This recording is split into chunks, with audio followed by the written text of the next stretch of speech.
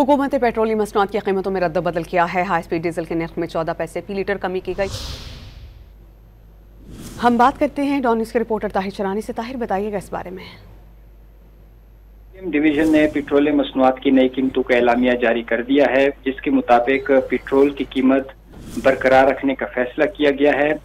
ताहम high speed diesel की कीमत में 14 रुपए फी लीटर की बड़ी कमी की गई है, जिसके बाद पेट्रोल की कीमत 263 रुपए 45 पैसे फी लीटर बरकरार रहेगी और हाई स्पीड डीजल की नई कीमत 265 रुपए 65 पैसे फी लीटर मुकर्रर की गई है, जो इससे पहले 279 रुपए 65 पैसे फी लीटर थी।